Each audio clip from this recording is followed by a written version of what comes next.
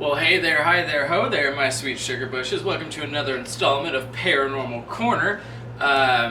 It's been a really rough week. I've been kind of like questioning my existence and my purpose, and it was really hard to come up with some kind of new thing we're going to do for Paranormal Corner, because I want to start a segment within Paranormal Corner. But we're going to start the first episode, or the first installment of Creepin, U.S.A, which is basically where I go through every state and give you a list of some of the most well-known haunted places from that state. I figured, why not start with where I'm from, good old Oklahoma. So I'm not going to rate these like the most haunted because, well, what makes a place the most haunted, you know what I'm saying?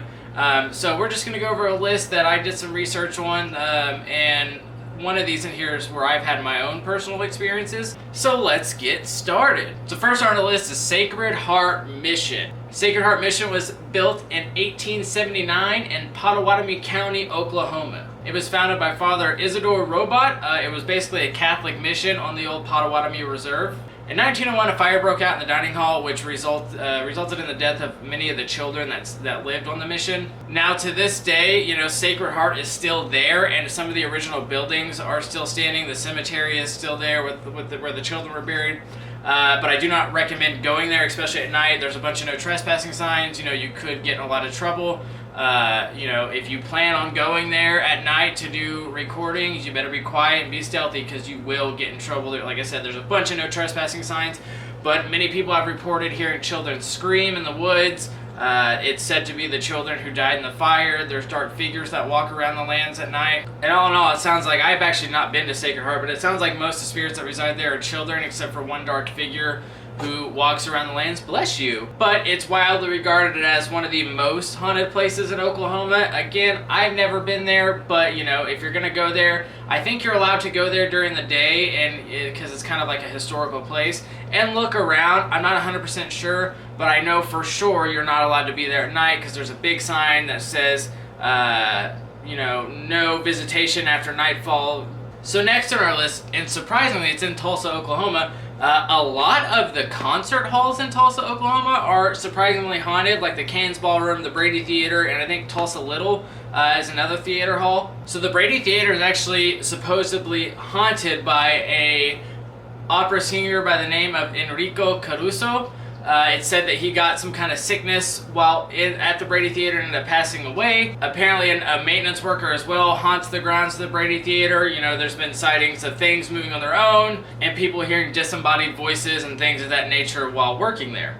So the Cairns Ballroom, which is actually one, alongside the Brady Theater, it's a pretty well-known venue. They've had tons of big name acts come through there. I've seen quite a few shows at the Brady Theater. I actually got my nose smashed in at the Cairns Ballrooms one time, but they've had tons of big names from the Sex Pistols, Ramones, and so on and so forth. But it's also supposedly haunted. It's said that the ghost of Bob Wills, who is a country performer, roams the land of Cairns and turns lights on and off and stuff like that. It's supposed that two females also haunt the grounds, and people who work there have reported hearing disembodied voices, giggling, people laughing, stuff like that, the house lights turning on and off and doors slamming shut and things of that nature. And then another concert theater hall is the Tulsa Little. It's said that one of the old directors there had a heart attack while doing a rehearsal on stage, and it said he still roams the grounds, turning the stage lights on and off. They hear, and supposedly two little girls also haunt the grounds of the Tulsa Little, and a lot of the employees report, feeling watched all the time, hearing laughter from those little girls, seeing, I think the director there talked about how he went home one night and made sure all the lights were off, and he came back and the stage lights were on and things of that nature.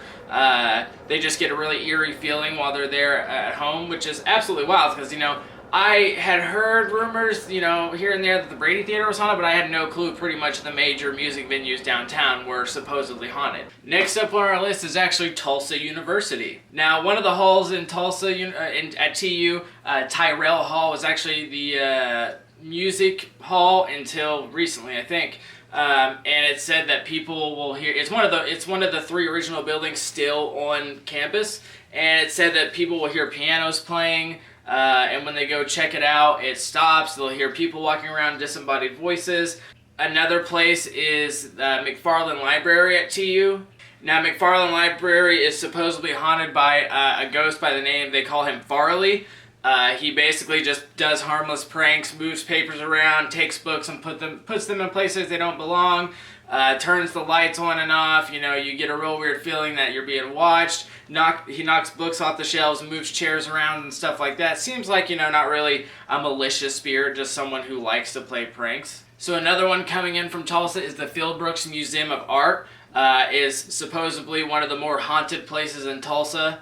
It said that people who work there late in the night have seen orbs floating around, they hear disembodied voices, footsteps running up and down the galleries, and a few people have also reported seeing a candle in the darker areas when they're shutting the lights off. They'll see a candle start floating around the hallways and go through walls and things of that nature, which is wild because, you know, so a lot of the times when you see like an apparition just walk through a wall, and it's a common occurrence, you know, you see, you know, you'll hear someone, oh man, every other night that thing just walks through the wall and then just disappears, but you'll see it every other night. Most of the time that's an echo, that's not really a spirit. More so the apparition is walking the layout that they did when they were alive. So sometimes you see them walk through a wall, and it may just be because when they were alive there was a door there, and their echo is walking the route that they're used to when they were alive, so it may not necessarily be an active spirit. So next up is the Skirvin Hotel in Oklahoma City. Now this hotel is pretty well known because a lot of the NBA players stay there whenever they are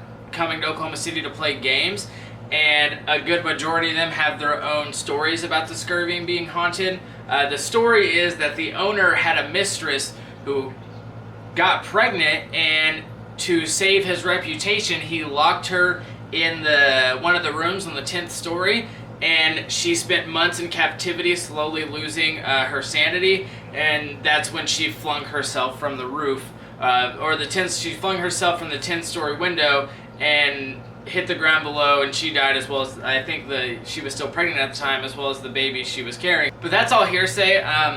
A ton of NBA players have stayed there though, and they have their own experiences. You can look it up on other videos on YouTube, but people say they'll see someone in the shower, or they'll come back into the room and the water will be running, their bath will be full, or they'll hear people running up and down the hallways, they'll hear disembodied voices, this, that, and the other. If you do plan on staying at the Skirvin, I recommend staying on the 10th floor because that's supposed to be where things happen. But a lot of people have reported, you know, seeing apparitions in the room and things of that nature. I personally have never been there. I may have to make a trip to OKC next time I'm in Oklahoma.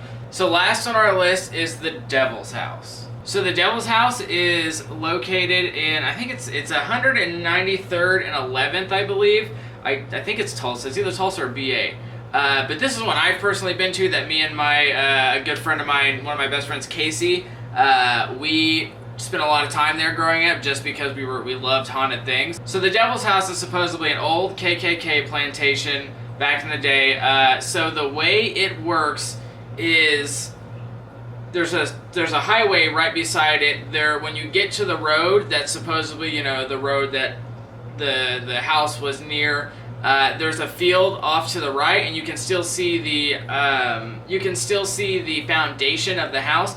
This has been a while since I've been there, so I don't know if any of this is still there. And then you hit a gravel road, and you go down the gravel road, and there's a bend, and in front of that bend there's a fence with white ties all over it that's supposed to represent the members of the clan that live there. And then you go further down the road, and once you get to the end, you're in U.S.A, and you turn around and you drive back into the BA or Tulsa side, I can't remember. But the myths are that you'll get on the road, and once you get on the road, a car will get behind you and start following you, and once you hit that bend, the car will just disappear.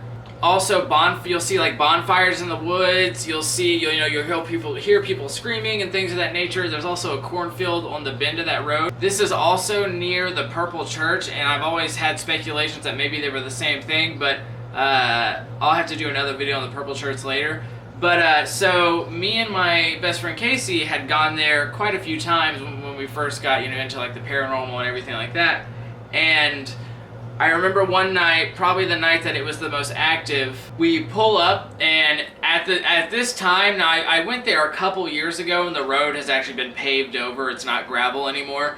so it's kind of a little less scary. But when we were going as kids, the road was gravel, and it was also extremely narrow. Like, you were not going to turn around on that road unless you wanted to either end up in a ditch or make a 20-point turn. So we get on the road, we're a little nervous, we start driving, and a car pulls up behind us, and like I said, there was a highway right next to it, so I just figured this person was someone who just got off the highway. They pull up behind us and start, following us. It's not like they could pass us because the road was so narrow, in case we also drove a large truck at the time. So they're behind us, and, we had heard the legends, the car gets behind you, then disappears, bonfires in the woods, you hear disembodied voices, hooping and hollering and stuff like that, and bonfires out in the woods. I think I already mentioned that. But this car gets behind us, and we start driving down the road, and we're coming along that bend, and as soon as we get around that bend, the lights just shut off.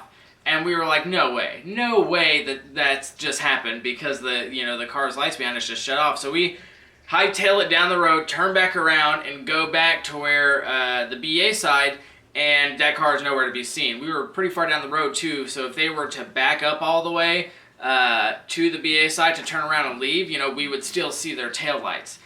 So that kind of freaked us out, because it was that the person, one of the legends, one of the myths, the lore had just happened to us. But again, I like to think logically when stuff like this happens, so I'm just like, maybe they, were pedal to the metal, wanted to get out of there or something.